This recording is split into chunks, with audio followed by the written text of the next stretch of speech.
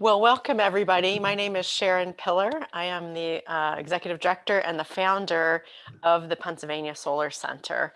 And we're really excited to be here tonight for our very first Lodestar Award in focusing on North Central Pennsylvania for our first one. And glad that you could be here with us. I think we have a really exciting program, wonderful speakers, and Gretchen and I got to see some of the videos, and they're really a lot of fun. I think in the last year, we've been through a lot, and so to have something to celebrate is something positive to celebrate. I know I was really looking forward to this night, so I'm hoping that you'll have enjoy it. So I thought I'd just tell you a little bit about the Solar Center since we're fairly new. We launched at the end of 2019 officially, although we'd been doing some projects before that. And we are a nonprofit project that is part of, we have a fiscal sponsor and about ready to start our own 501c3 status. But our vision is that Pennsylvania becomes a leader in renewable energy through the rapid and broad expansion of in-state solar generation.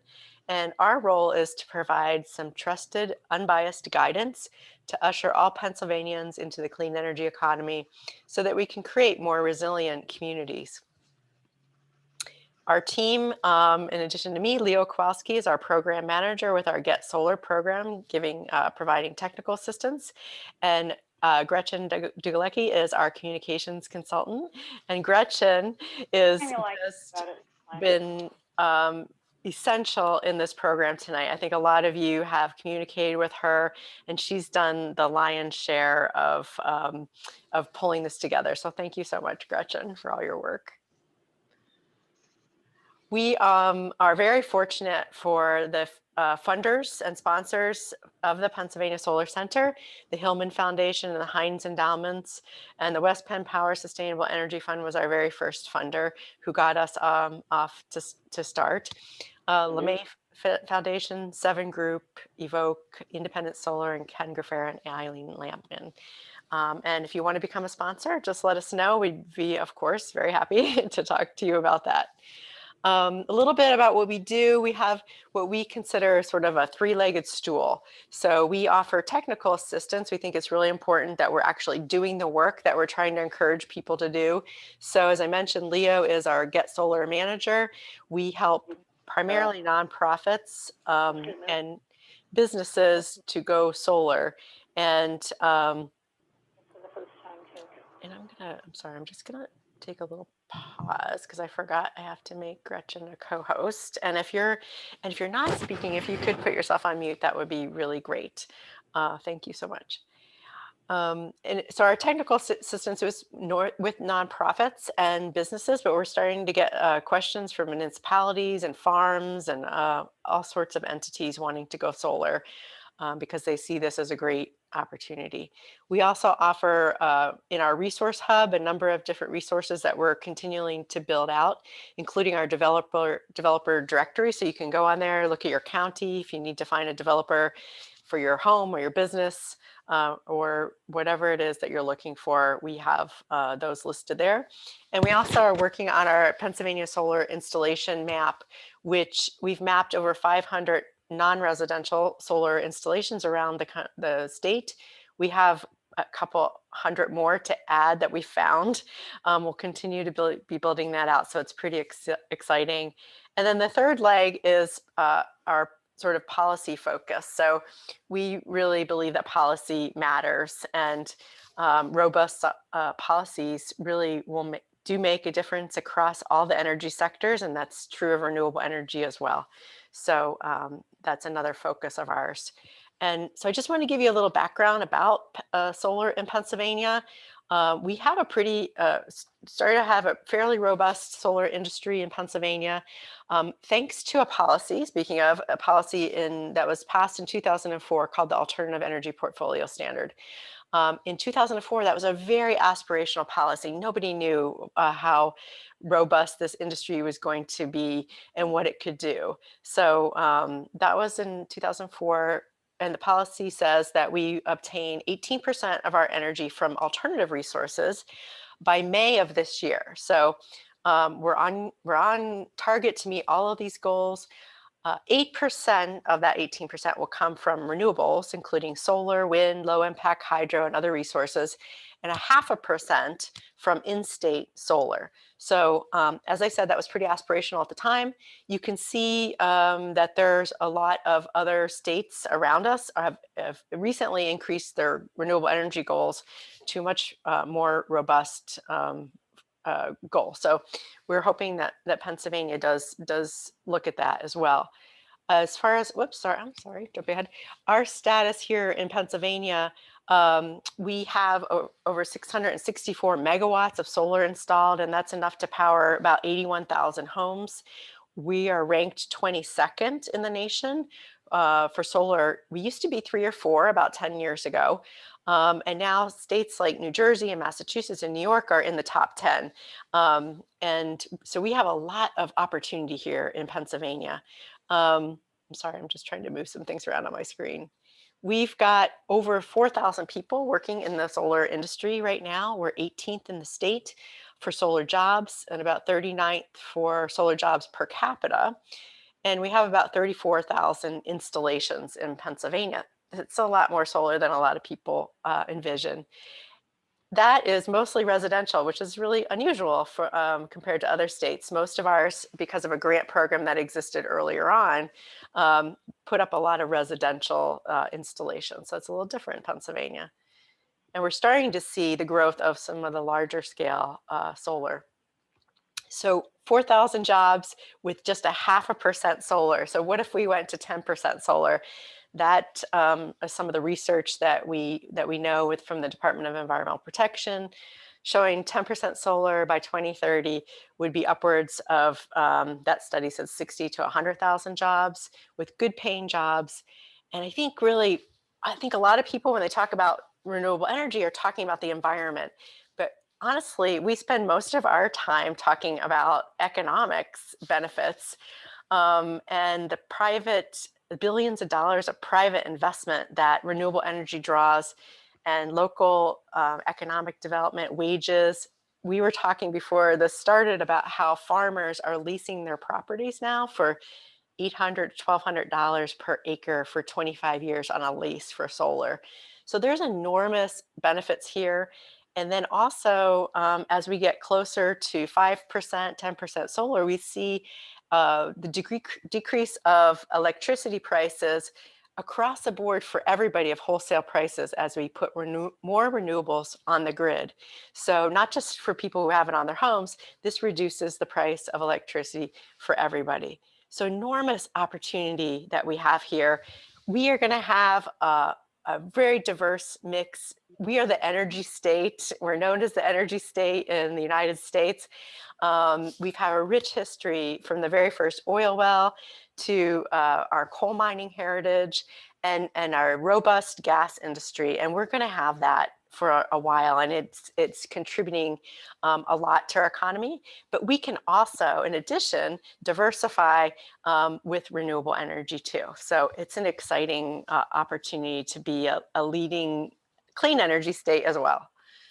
And sort of lastly, this is not just possible, it's what people want. So people are very excited about moving into this new clean energy economy.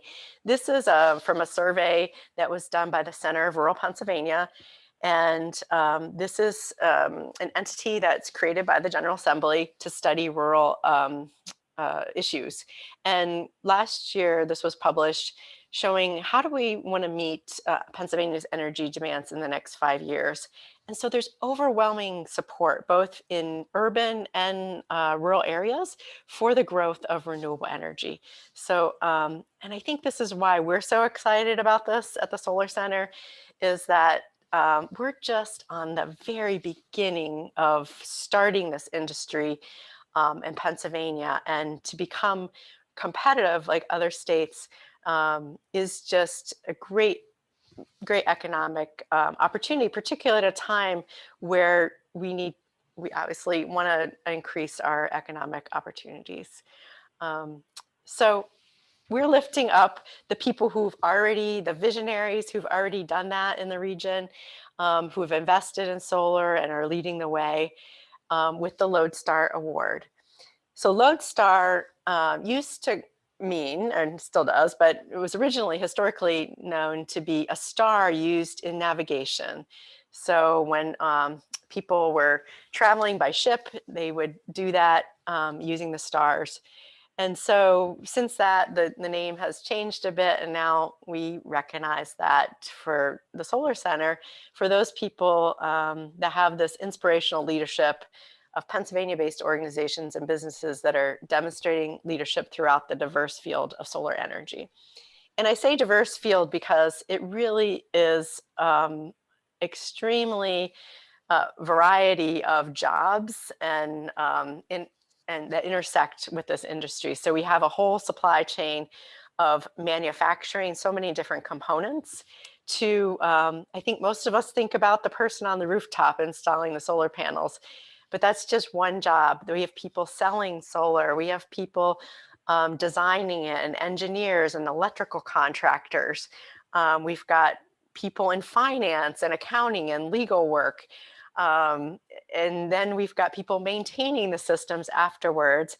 And then you'll hear today all these sort of ancillary businesses and opportunities, particularly around agrivoltaics, such as sheep and beehives and pollinator friendly.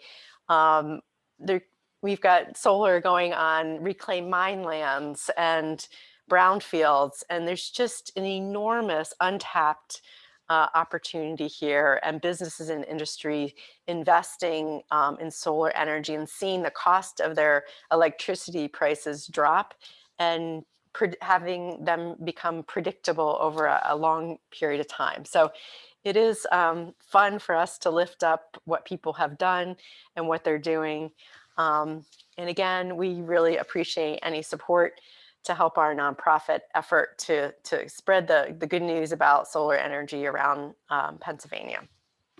So thank you again for spending the evening, and let's get started with our evening here. We are extremely honored to have Pennsylvania House Majority Leader Representative Carrie Benninghoff with us tonight. Leader Benninghoff took that position last June, and I personally will say we were very thrilled when we found out that you were going to be elected to that position, and that you were starting this new session as the leader, because you have such a rich history in the General Assembly, so well respected, I think, in both caucuses.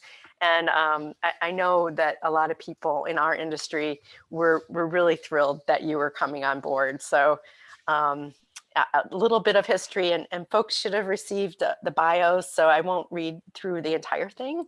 But obviously, Leader Benninghoff represents District 171, and I think a lot of people on this on the Zoom probably are very familiar with him. And he, prior to serving as Majority Leader, Representative Benninghoff served on the leadership team as Majority Whip and for 2 terms as the House Majority Policy Committee Chair. He also previously served as chair of the House Majority Finance and State Government Committees, and is the founder and former chair of the Bipartisan Cancer Caucus. Prior to being elected to represent the 171st, Representative Benninghoff worked in construction, cared for patients as a hospital orderly, and served Center County for 2 terms as the county coroner. He's a charter member of Leadership Center County and formerly served on the board of directors of Easter Sales of Central Pennsylvania and the Bellefonte YMCA.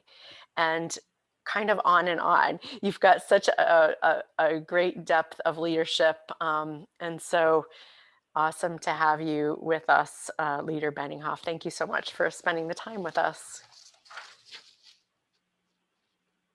Hope you're on mute. So. Sorry about that. I wanted to show that I was following the rules when you told me to mute. Thanks a lot. I did want to say thank you to both you and Gretchen for inviting us here today. I had a good friend of mine, Misi Baker, probably a good friend of yours as well, who does a lot of good advocacy work talking about this issue recently. But we're excited to be here as we see spring not too far around the corner. We're looking for some more development going on here in Pennsylvania. But it's really nice that you're taking time to recognize these individuals who have decided to work towards good environmental stewardship. And I've always believed that we need to have an all above energy portfolio. There are some who want to be exclusive one or the other, but as we've seen through time, things change and demand continues. The one constant, I guess, is people's demand for energy, one way or another, whether you're running a hospital, a cement plant, your own home, or whatever else. But it's also creating some interesting opportunities.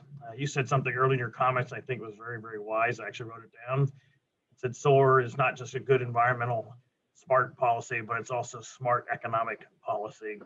And it is, it's an investment, and we're seeing that more and more throughout our communities. And I think that's important that our portfolio includes solar energy and technology, which continues to change as part of our clean energy options for not only businesses, but as you said, residential energy customers. I think people are getting smarter about what energy they want to use in their homes, and I think that's great. I want to commend PA Solar because I think you've really taken a great active role on this. I like the fact that your focus is not myopic. You have lots of areas of advocacy, education, and good stewardship. I think that's important for us. And frankly, as our members come and go in the General Assembly, they are not necessarily exposed to these things, and you can be great tools to help teach them, along with MEC and some of others. Sadly, as you know, we need to keep working on this. We do have an abundant supply of different natural resources, but we need to continue our work. We've fallen a little bit behind on where we wanted to be in renewables, specifically like solar energy. And again, I think as the technology improves, the costs will go down in order to do this. But we're glad the PA Solar is here, dedicated to helping small businesses, nonprofits, and as you said, municipalities, and for some people wouldn't even think about our farmers. I keep telling some of my friends, this is really kind of the crop for the 21st century for many of our farmers.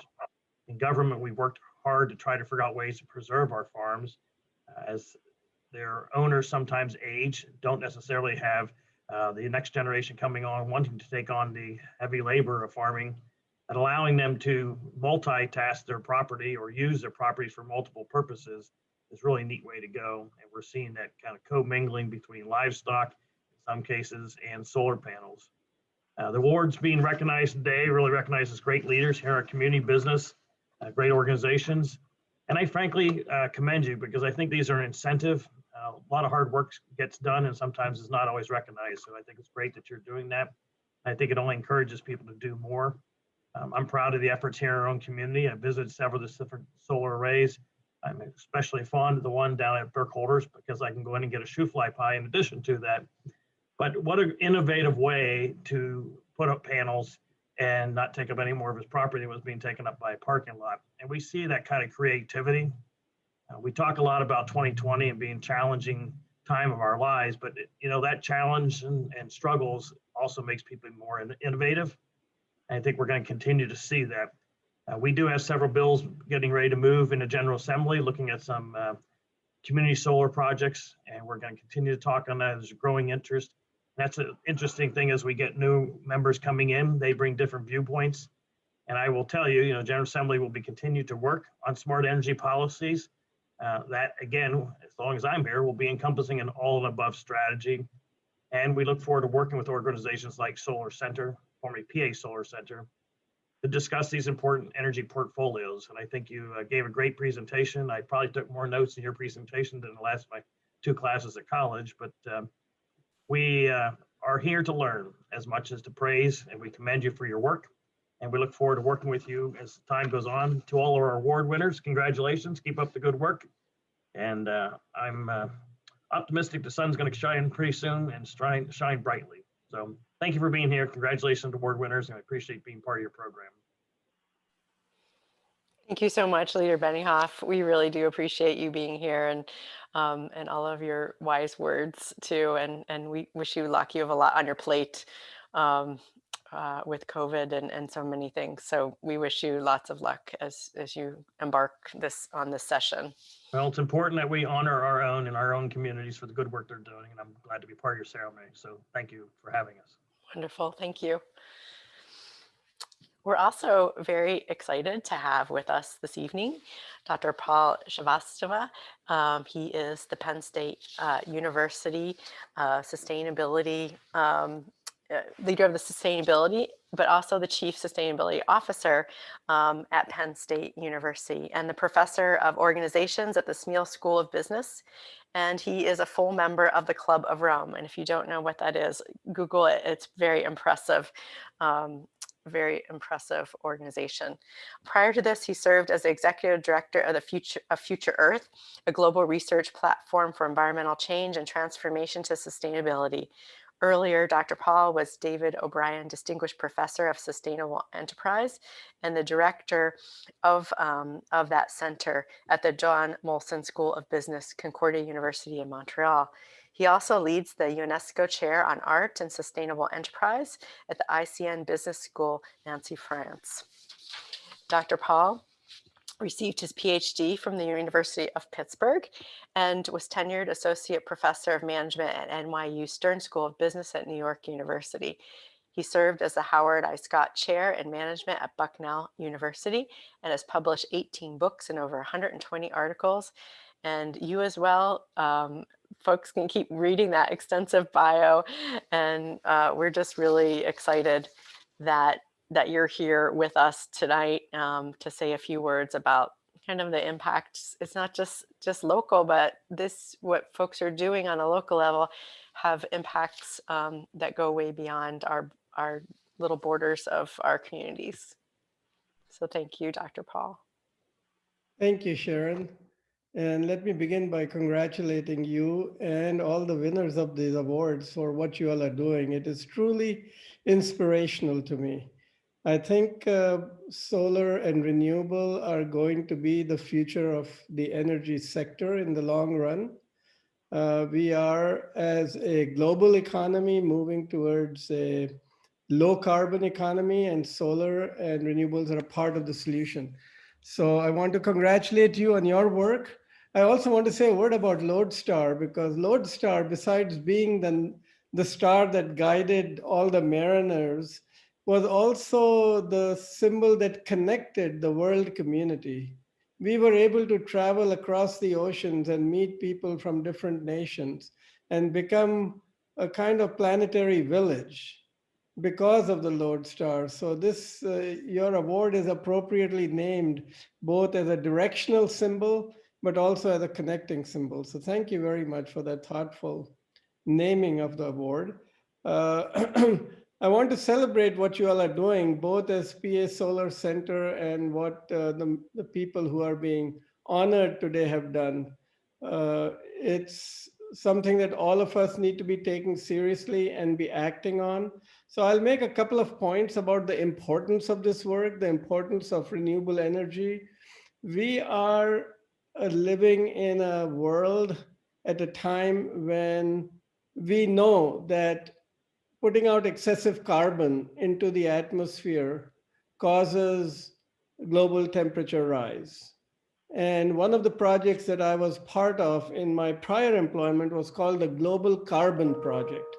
And I just want to make a few points about this Global Carbon Project. So what the Global Carbon Project did was it looked at how much carbon comes out from natural sources, how much carbon is emitted from human sources, and how much carbon is getting absorbed in the atmosphere. So what is the net amount of carbon that is put out each year? This is the calculation they've been doing for 20 years now. And what they have found is that the total global carbon budget of the planet Earth is about 500 gigatons. If we put out more than 500 gigatons of carbon, we will have global warming of more than 2 degrees, which is going to be dangerous. It is going to affect agricultural productivity. It is going to affect disease vectors. It's going to cause havoc around the world. So we don't want to exceed the 500 gigaton limit of total carbon from now to eternity. Every year, current emission rate is about 40 gigatons. So if you do a straight calculation, we have about 12.5 years to transition our economies to a low carbon economy. If we don't do it, we will exceed the 2-degree global temperature rise and create all kinds of problems for ourselves. Renewables can be the power source that transitions us to a low carbon economy. Renewables come in all forms. from hydro to solar to wind and others.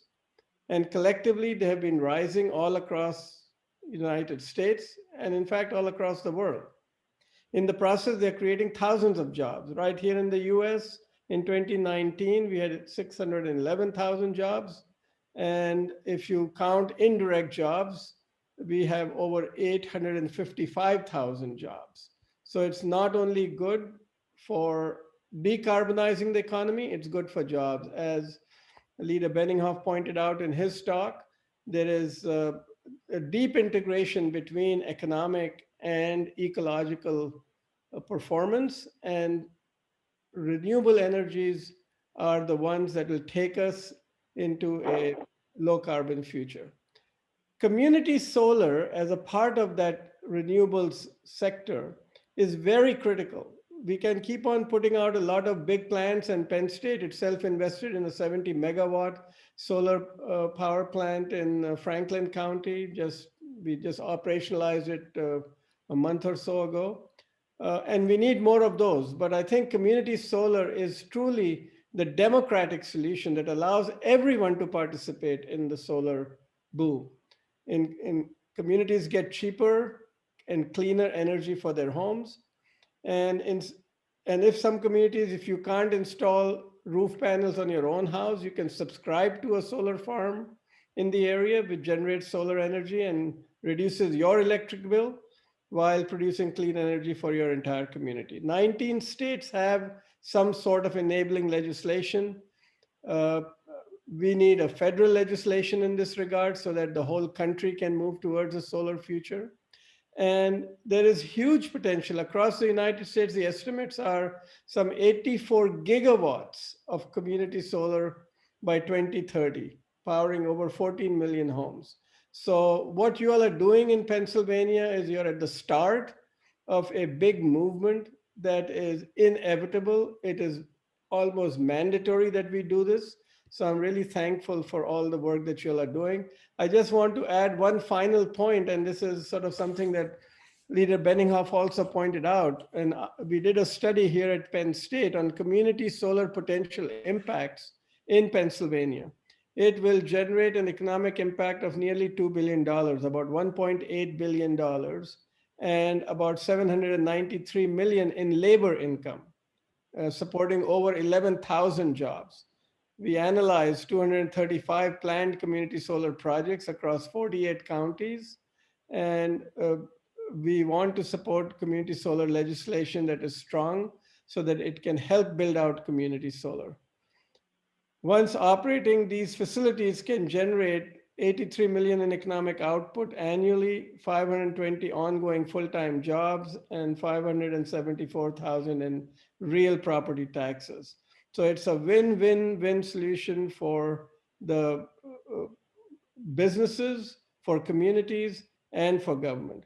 I am inspired by the work that Pennsylvania Community Solar is doing. And I want to end by congratulating all the award winners for the amazing work that you all are doing. Thank you very much for having me. Thank you, Dr. Srivastava. It's great to have you here. Okay, so for those of you who don't know me, I'm Gretchen. I help manage communications for the Pennsylvania Solar Center. It's been a pleasure going back and forth with many of you over the past few weeks to coordinate this and to finally see your faces. And so now I'm going to recognize our first round of Lodestar honorees, those who represent local governments. More and more local governments are seeing the value in going solar, not just for the environment, but for the sake of their often tight budgets and for job creation. Local governments can save a lot of money by going solar, and when they contract with local companies, like many of those here today, they create local jobs. So first, we're happy to give this award to the Center County Board of Commissioners, who installed a 1.197 megawatt ground mount solar array at their Center County Correctional Facility in Bellefonte, which was completed in April of 2020. The array consists of about 3,150 bifacial solar panels and is modeled to generate 1.7 million kilowatts of electricity annually in year one. Over a 40-year period, the solar array is modeled to generate over 60 million kilowatts of electricity and will offset nearly 100% of the Center County Correctional Facility's annual usage. So we have a short video of the array. It's just a few seconds long. So I believe Commissioner Michael Pipe is going to say a few words while we show it. Commissioner Pipe, are you here? Absolutely. Thank you. Yeah, the best way to keep my comments brief is to show just a quick video. And then I know I have time constraints, but no, but thank you, Gretchen, for the invitation to be here and for all the work that's done by this organization. We have been really pleased with the partnership and collaboration that we were able to put together working with SRE, an entity that really was vital in us getting this project off the ground, making sure the numbers worked and making sure we could do this within our time constraints, in addition to a local company, Ritu, that was very integral in making sure that the construction occurred, project management occurred.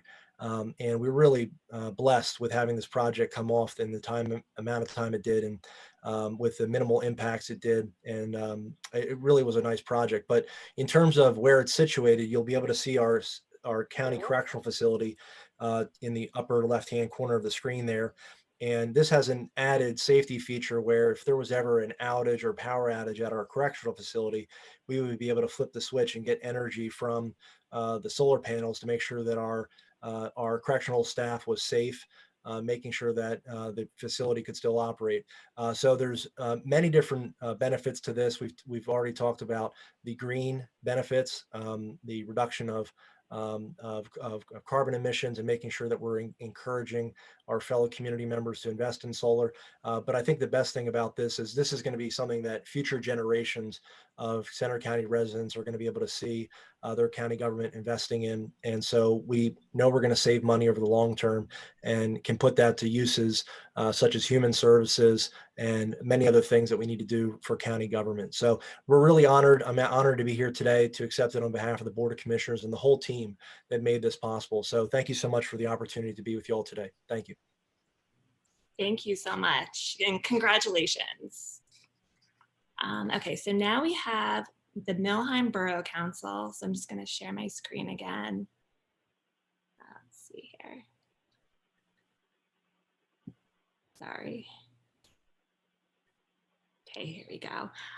So we have Millheim Borough Council next, which is represented today by Katie Bloom and Robert Ziegler. Katie and Rob, are you here? Are you able to give us a wave and maybe show your award, your certificate? But otherwise, I'm just going to show your video. You give a great synopsis of your project on the video. Everyone can see my screen, right? Okay. Hello, this is Robert Ziegler and Katie Bloom of Millheim Borough. Right behind us is our solar array. It does about 315 kilowatts of power, and we decided to do solar based on what we were seeing nearby. And with that, we got the BAI group involved, and they investigated and said that we could save money doing solar. So we took the plunge in. And okay, how much is it going to save us? It's going to save us about $10,000 to $12,000 a year, and that is really important for a municipality that has. Oh no, I'm sorry, it's buffering.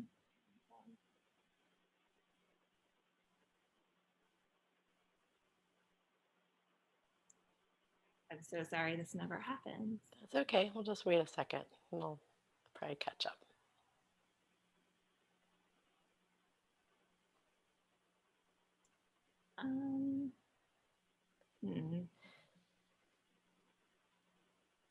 I think Katie's here, I believe. Yeah, Katie, I'm so sorry. Here, let me see. That's okay. If it hadn't frozen on that weird shot of my face, I do want to say that one of the important things is by saving $10,000 to $12,000 a year right now, we're just a few months into this, is for a small municipality, we have less than 900 residents. That is not a huge tax base. So saving money where we can to invest in other things, whether it's infrastructure, employee benefits, things like that are good. So we really appreciate the work that we did with the BAI. That's great. Thanks, Katie, and thanks, Robert. Congratulations. With that, I'll turn it back over to Sharon to cover the business component.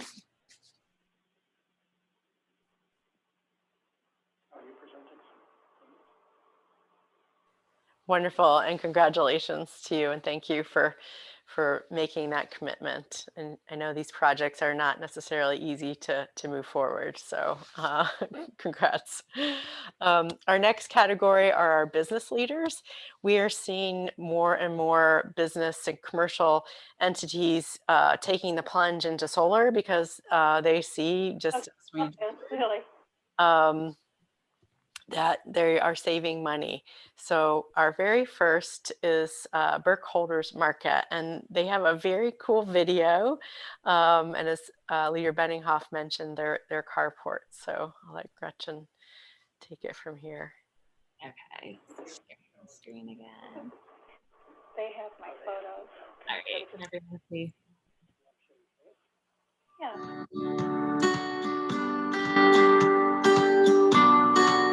Burkholder's Market Solar Carport broke ground in the fall of 2018 and officially flipped the switch in June of 2019. This 580 kilowatt solar system is one of the largest privately owned solar carports in the state of Pennsylvania. Our 1,200 panel solar array is comprised of 470 watt SunPower premium solar panels, and they produce over 700,000 kilowatt hours of electricity for our store every year. Burkholder's Market applied for and won several grants, including a grant for over $700,000 from the Solar Energy Program grant. The nearly $2 million project is expected to save the market about $1.4 million in electricity costs over the next 25 years. This carport has been a great addition to our community. Our customers enjoy shaded parking and protection from the rain in the summer and snow-free parking in the winter. By using a carport design over our existing parking lot, no surrounding ground was needed to be commercialized and developed for the solar system. Our motivating factor to consider solar was our desire to strengthen the business through diversity and to cap one of our largest operating expenses for years to come. It's always a great thing when conservation and good stewardship practices make economical sense for small businesses.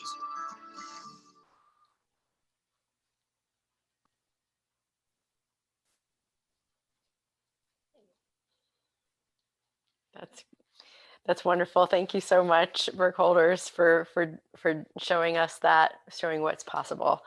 So congratulations to you. And our very next business is Happy Valley Winery, and I have to say is wonderful wine that I have had before. So we welcome Dr. Barbara Christ. She's going to talk about Happy Valley Winery, and hopefully most people at this event have been to their winery and tried it, but if not, hopefully you go back. Dr. Barb is a co-owner of the Happy Valley Vineyard and Winery. She assisted her husband Elwin in establishing the vineyard in 1999 initially with 3 acres of vines.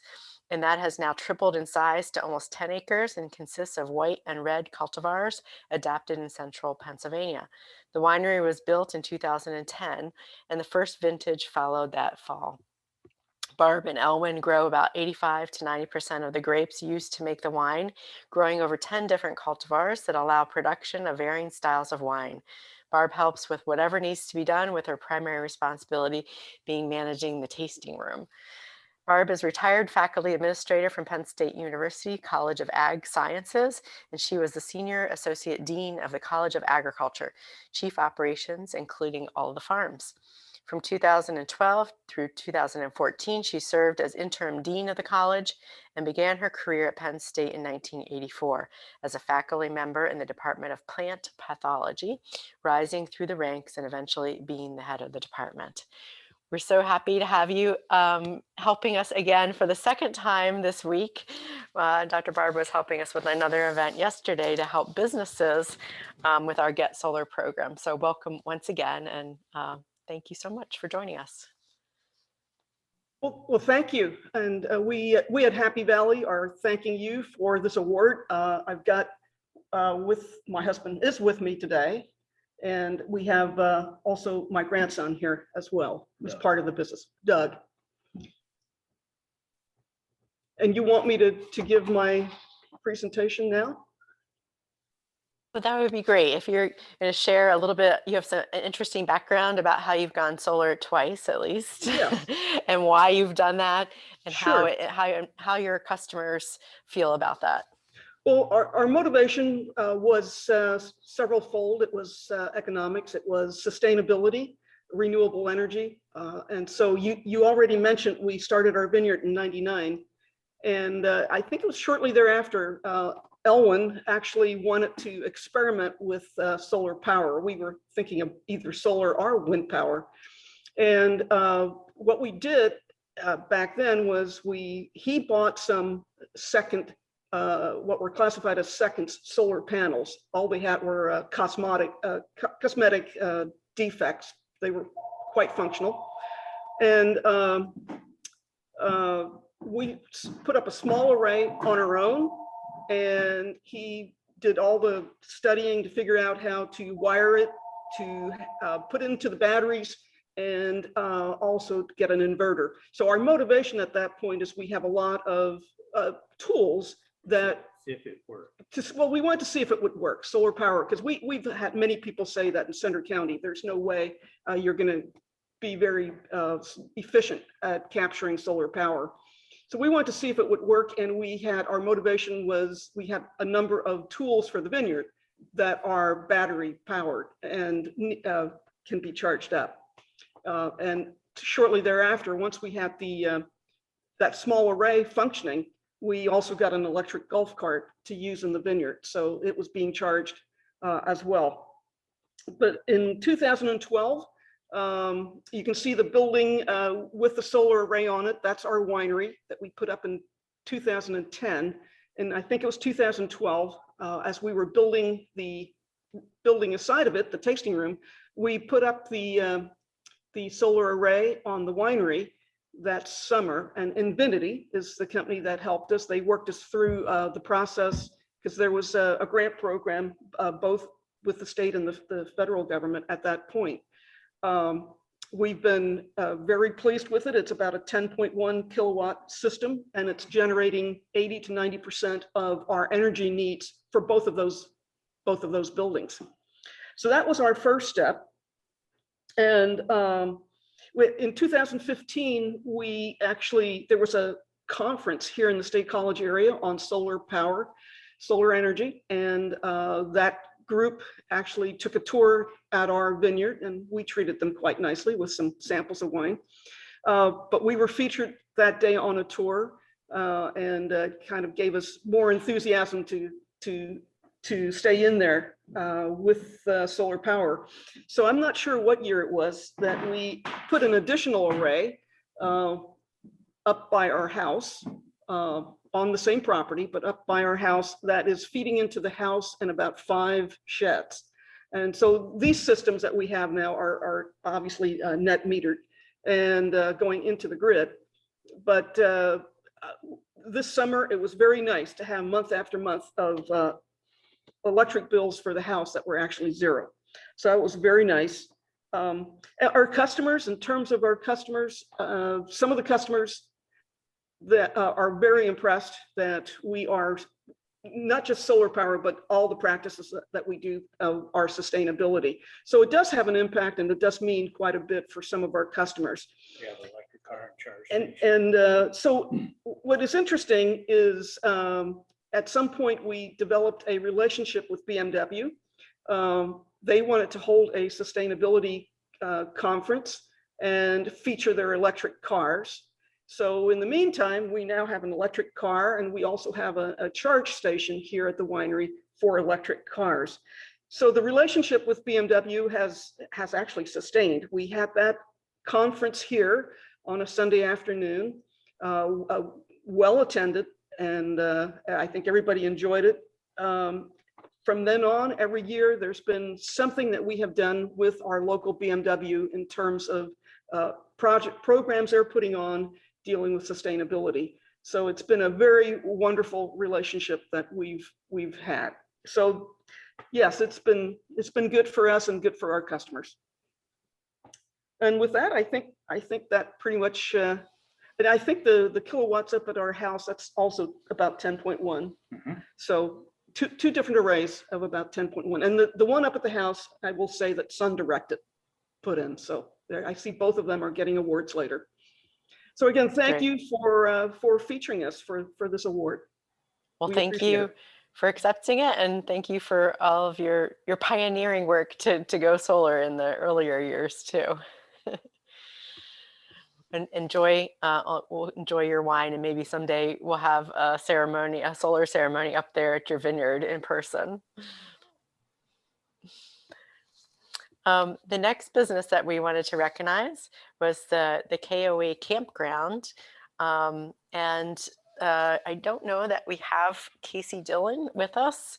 I didn't see that Casey joined us, but the KOA campground probably is a place that you would not expect solar energy.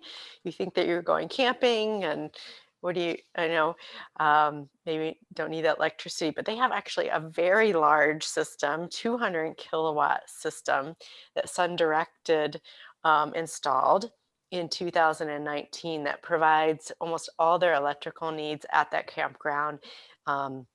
And if you've been there, you know that they have hookups for the campers, and they have indoor facilities as well. So that's quite an achievement for them to do it. And I think it just speaks to all the different types of businesses, organizations, and basically anywhere you're using electricity, we can think about solar. So maybe KOA Campground isn't a place you would expect it, but we're excited that they have accepted the award. So congratulations to them. And also next up, sorry, didn't want to forget, is organic climbing, which I really love this video. It's very creative, a little poetry in it, and just kind of fun to watch how solar is incorporated into this manufacturing facility and incorporated into their mission work too. So I'll let Gretchen take over with their very cool video. My screen, fingers crossed.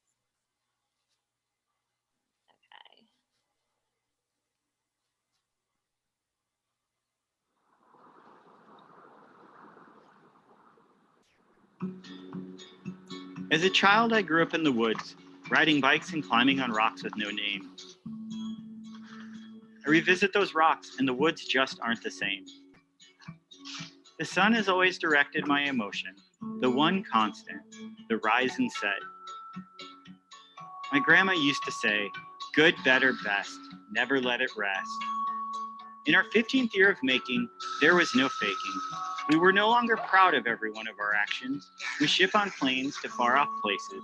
To make our boxes, the forests get put through the paces. We're not hiding these facts. We too are taken aback. No doubt we've always tried hard, reusing our fabric scraps in our gear, consciously packaging, recycling, but we would never get a true A+ on this test. We were not doing our absolute best. We lost sleep at night, an internal identity fight. We loved building quality organic year after year, but certainly there was more we could do right.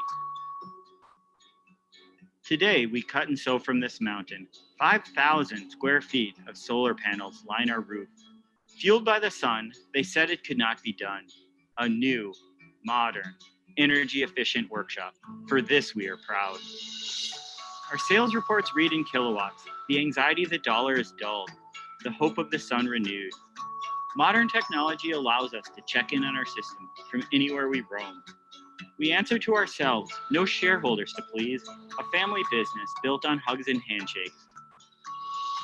At this point, I think it's safe to say that after 15 years of making our colorful, organic-style gear, there's developed some faking. Large corporations in our sport have adopted our look, but certainly not our way of making. Our shallow pockets can't protect from this theft, but our hearts and souls continue dreaming what's next. They say imitation is the greatest form of flattery known, and we thank you for that. There's no looking back. Please come along for the ride as we go solar sewn.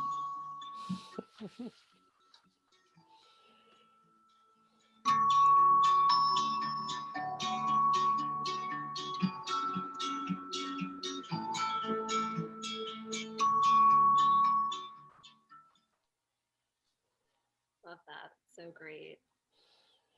That is. Are the folks from Organic Climbing here to wave to us? Yeah, where are they? Oh no, I don't What see. a fun video. And I love the solar zone. So congratulations to Organic Climbing. Yeah, congratulations. Oh, sorry, let me get out of this. Hey, I'm Josh Helke, the owner and lead designer. Hi, Josh. Thank you so much for that video. It was so cool. Yeah. All right. And Well, for all that you're congratulations, doing. Josh, and everyone with Organic Climbing and all of the businesses. So now we're going to turn to education. Similar to local governments, educational institutions across the K through higher education spectrum have been recognizing the benefits of solar for their often tight budgets, but also as a learning opportunity for their students. They often incorporate the technology of solar with their curriculum, from science classes to accounting. And today we'd like to recognize Susquehanna University for their vision in going solar. Susquehanna is represented by Chris Bailey today. I thought I saw him earlier, but if you want to give us a wave, Chris, please go for it. And here is a great video from them. Okay, let me make it full screen. People have to understand it's not a small thing. It's a large installation. In fact, when it was put in, it was the largest solar installation in higher education in Pennsylvania. Gretchen, we can't see it. Oh, you can't see it? No, we have to share. You didn't share your screen, maybe? Oh, I'm sorry. That's okay. Sorry. There you go. Yep. Okay. Perfect. All right. Thanks. Let me start it back at like 31. People have to understand it's not a small thing. It's a large installation. In fact, when it was put in, it was the largest solar installation in higher education in Pennsylvania. The site itself is 14 acres within the fence line. It's about 12,000 individual solar panels. It was described by the engineers who actually came out and did the original survey as there couldn't be a better location to put a ground-based solar array. The two main reasons was demonstrating the university's support to a sustainable future and also being good stewards of our financial resources. You have to control the weeds on the site, especially if they start to grow to the point where they're blocking sunlight. Then it's defeating the purpose. First thing I found out, there are multiple types of sheep. I didn't realize that. There's wool sheep and hair sheep. We have hair sheep. They've been up there, 2 full seasons now, and they're doing the job they're quote unquote paid to do. So, especially in this part of the country. And all right, so we'll stop that video there. But that's a great segue to our next speaker. Actually, before we move on though to Caroline, Sharon, did you want to share that slide with the dashboard from Susquehanna? Yes. Okay. This is their dashboard. It's on their website, and it shows the energy they've produced over the past year right here. And it also shows great statistics like right, I guess you can't see my mouse. You can see that it offsets the emissions of almost 3 million miles driven. Yeah, right there, thanks. Which is really cool. So very nice, thank you, Chris, and Susquehanna University, congratulations. Okay, so moving on. So you know those adorable sheep we saw on the video. They come from the Owens farm, which is next door in Sunbury. Let me share my screen again before I forget. Okay, here we go. Pull up some photos. Okay, so the farm uses agrivoltaics, which is an opportunity to incorporate agricultural practices with solar energy so the land has co-benefits. We are seeing a growing interest in this field that incorporates beehives and pollinator-friendly crops, among other things. And for farmers, the land can be leased, providing them with a steady annual payment, as well as create other jobs or income. And these co-benefits can save family farms across our state. And today we have the co-owner of the farm here, Owen Farm, Caroline Owens, not just to accept her own award, but to speak with us for a few minutes. Caroline holds a Bachelor of Science in Animal Science and Agricultural Education from Cornell University and an MBA from Boston University. She and her husband have raised sheep for 30 years on 2 farms in 2 states. They sell consumer direct lamb, live lambs, and breeding stock. Rotational grazing and grass finishing are the cornerstone of their production methods, and border collies are used for sheep handling. And the Owens Farm is a member of the American Solar Grazing Association, which we think is just so cool. So thank you for joining us today, Caroline. And just tell me when you want me to move on to the next photo. And is my audio okay, Sharon? Can you hear me? Yep, we can hear you. We've got bad rural internet here. So, good. You can tell this is a popular shop, the sheep coming out of the trailer. They've spent the winter at my farm, and now that the grass is green, they're just so happy to move on. And we use the same sheep every year, so they know that they've got a good gig. So I just want to back up a little. So as Chris said, you have to maintain the vegetation when you have a site that's on grass, because the grass and the weeds will grow up and shade the panels and compromise the whole system.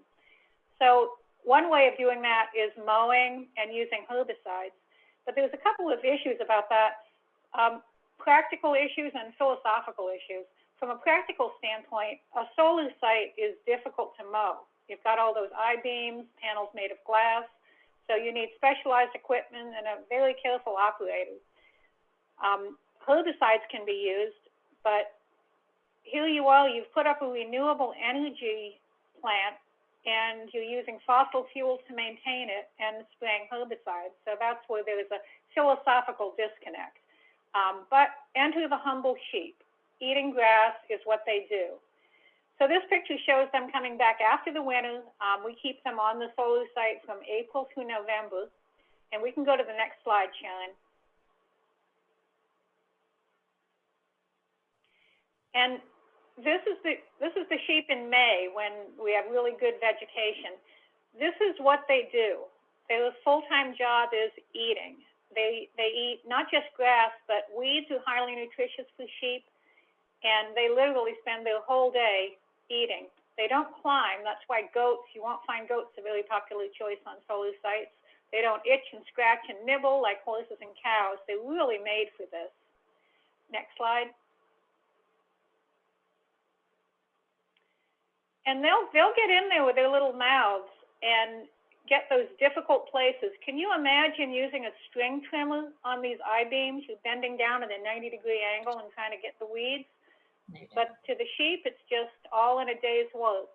They get their little mouths in there. Next slide. And this is a before and after that I was pretty surprised at. The day that we moved the sheep into this section, you can see the weeds, the viney weeds, the bindweed is climbing up towards this instrument panel. Again, one solution would be spray Roundup on it, but look what it looked like 3 days later. You can move to the next slide. Yeah. They cleaned it up. And they do that all over the panel. So the next slide will show a little bit of the strategy of how we do it. For one thing, as far as an animal welfare standpoint, a solar field is an ideal environment for sheep.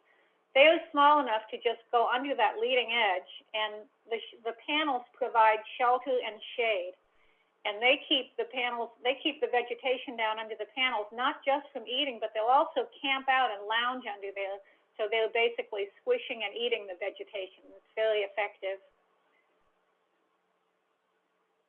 Okay, next slide.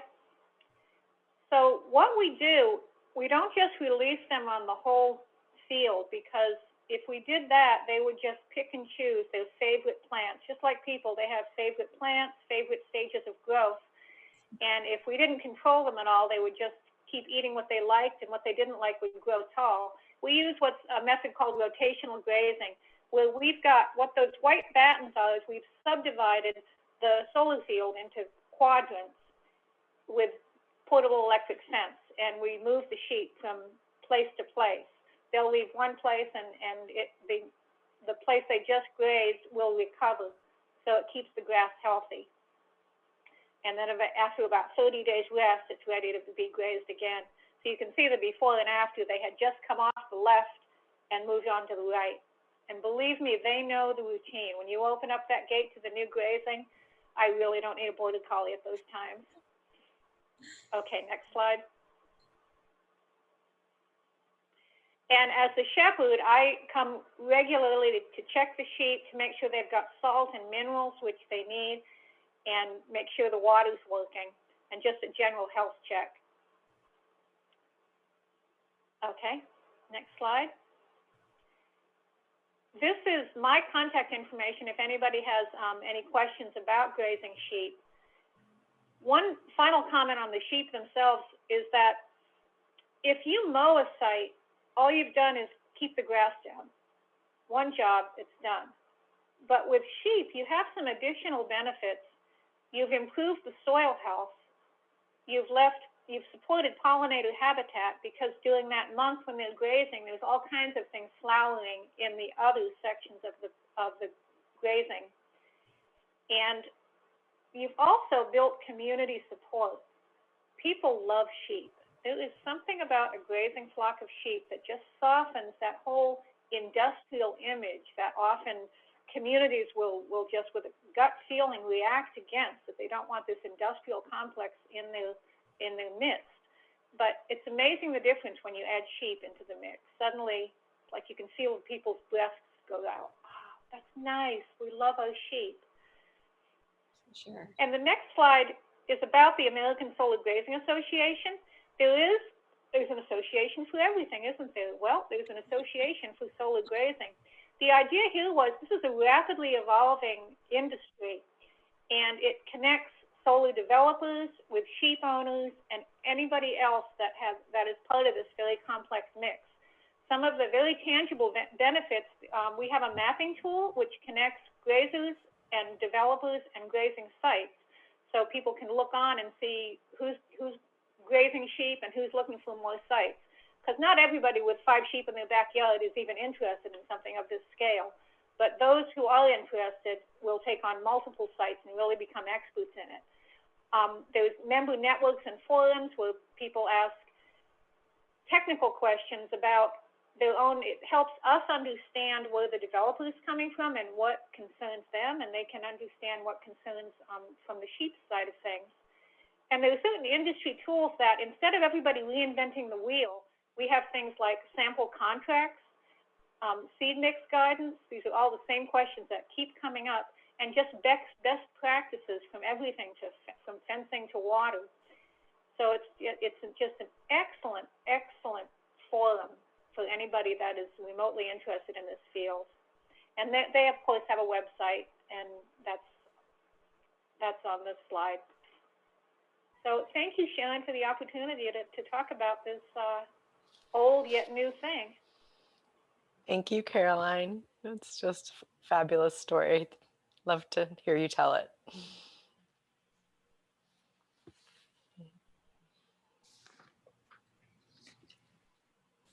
Oh, Gretchen, am I taking it from here? Yeah, I think Sorry. so.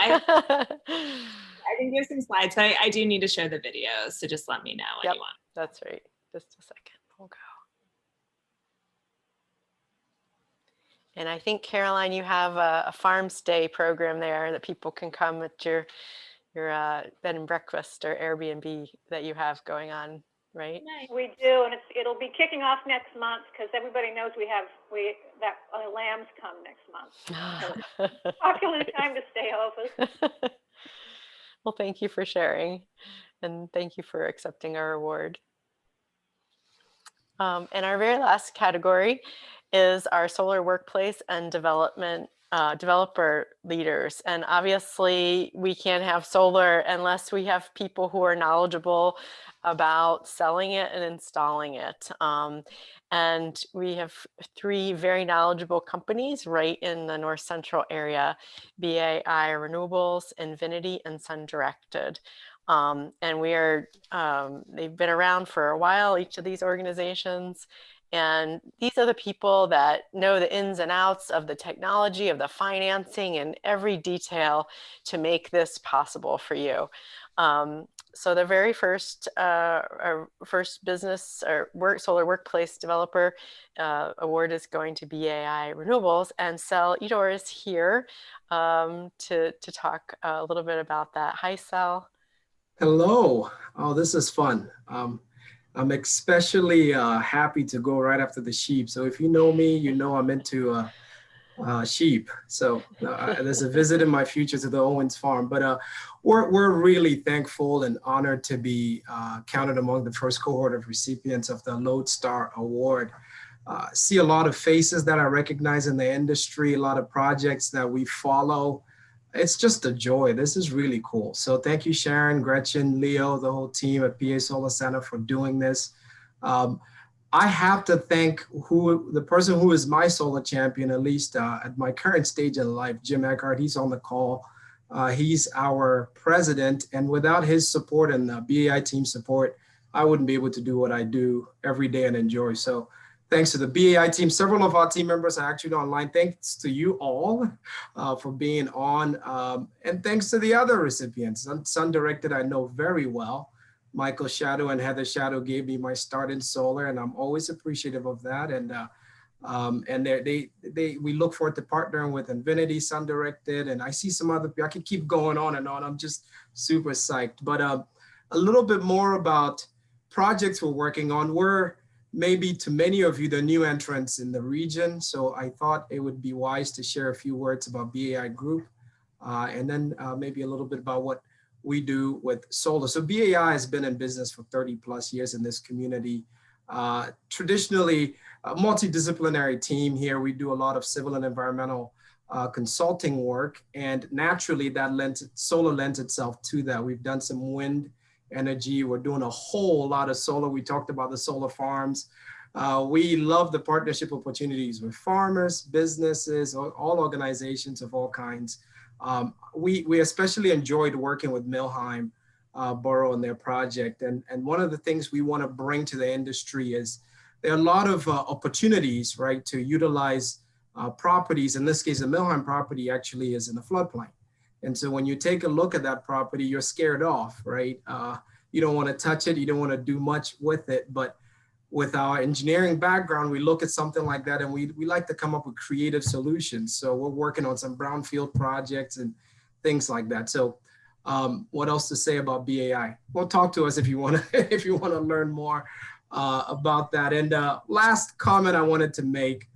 The sun is shining on solar in Pennsylvania. It's a booming industry to be a part of nationally, globally. I follow a little bit of global news. Everywhere you go, solar is the future. So it's the industry to be in. And I couldn't be more blessed to be able to work in this industry with the fine people we get to work with. So again, I try to kind of just not be too excited and fired up, but it's awesome all around, and we're so thankful to be a part. So thank you guys, really appreciate it.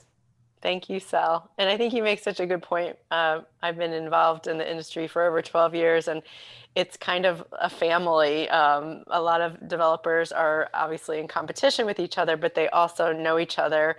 And there's a camaraderie, I think, in the solar industry, which is really exciting, and a lot of collaboration that happens, I think you pointed to. So thank you. Yeah. And also, we want to congratulate Infinity. And I see Jason Gertini here, and maybe there's some other folks from Infinity, if you want to wave and say hello. We have a really cool video that you guys have provided to us. And I see Andy Porter there too. Hi, Andy.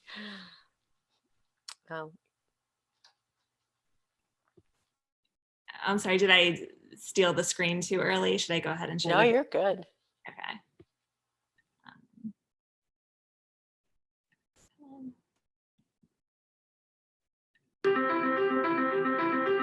Energy efficiency isn't always the first motivation of customers, but it is always our motivation. Infinity means environment forever. The goal of the company is to focus on the energy efficiency of our built environment. Our mission for residential customers is quite often driven by the feelings of comfort and the feelings of making an impact. We're not your normal contracting company. We're not your normal engineering company. We're not your normal architecture company.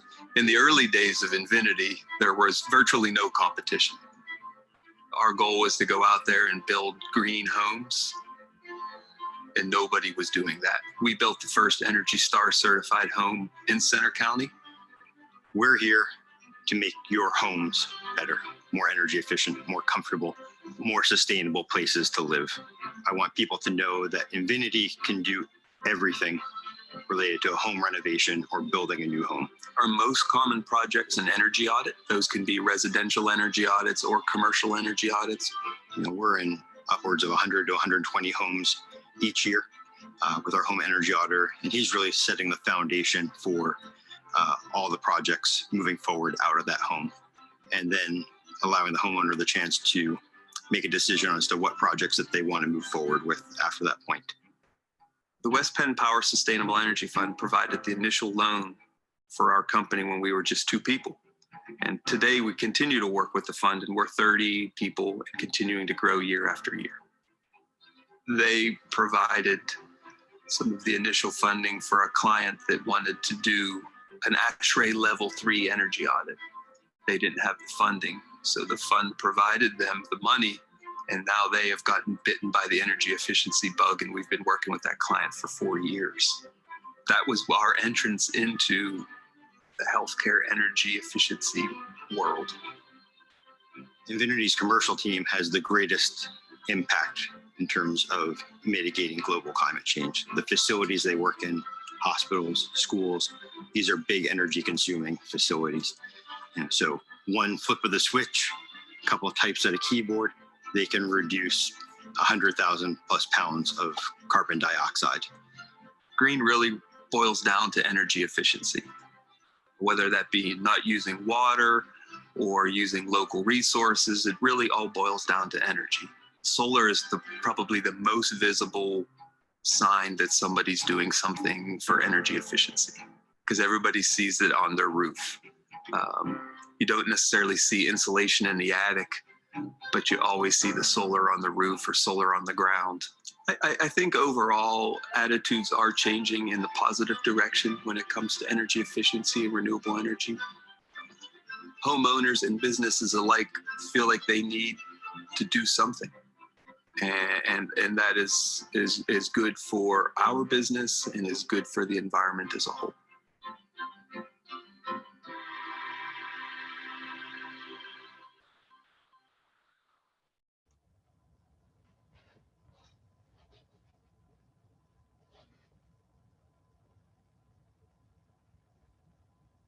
Oh, you're on mute, Sharon. Thank you so much, Infinity, for all your amazing work and how long you've been at it and making a difference in your region and beyond. So thank you so much. Sure. And our third Solar Workplace and Developer Award goes to Sun Directed. And Michael and Heather Shadow have also had their business in the State College area for quite a long time too.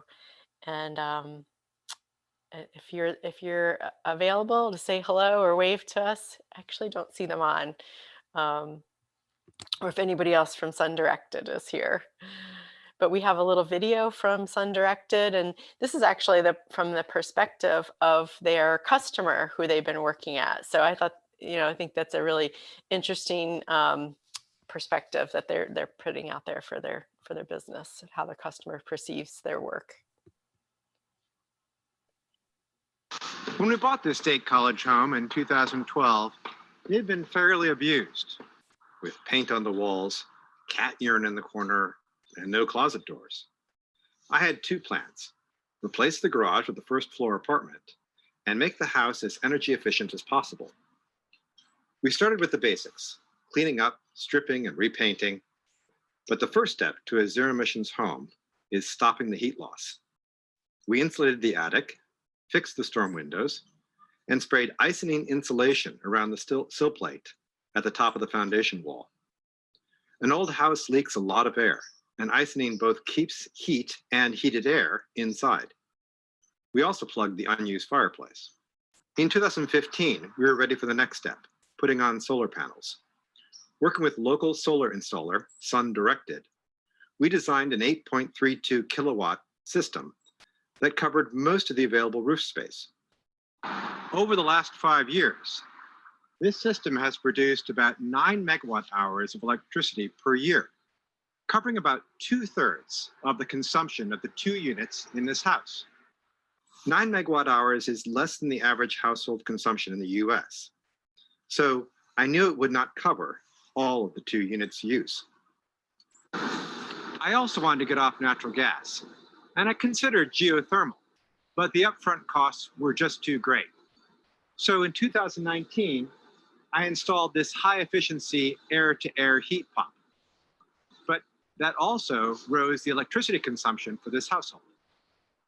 In 2019, we then put in new thermopane windows and front door and began laying plans for a solar carport.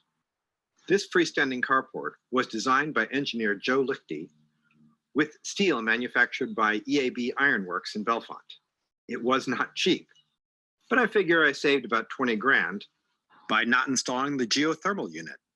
And it was the only way to add more solar panels. Once again, I turned to Sun Directed, and they also served as general contractor of the project. It even comes with a charging station, plug-in electric vehicles. And that makes us very close to a carbon neutral home.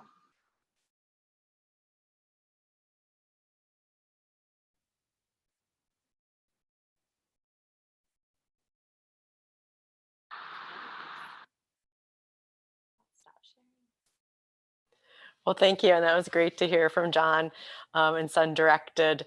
And you see the impact that all of this work has and to their customers. And also that the solar is just so interweaved into so many other things like energy efficiency and so many different pieces. So we're really excited to showcase all of this awesome work in North Central Pennsylvania. And we're going to be doing these award ceremonies around the state, but really excited to start with North Central Pennsylvania. Again, thank you, Lear Benninghoff, for joining us. We appreciate that you took the time. And before we all leave, we were hoping that you would all put your video on, if you would. And we would like to get a little screenshot of us here together. If we were in person, we could do that in a little bit different way. But if I'll just give everyone a second, if you put your screenshot on and or your video on, and we'll do a little screenshot. And Gretchen, would you do it too, just in case I mess it up? Yeah, let me try. And we'll give everybody, if you want to take yourself off of your mute, and just give everybody a huge round of applause, if you would.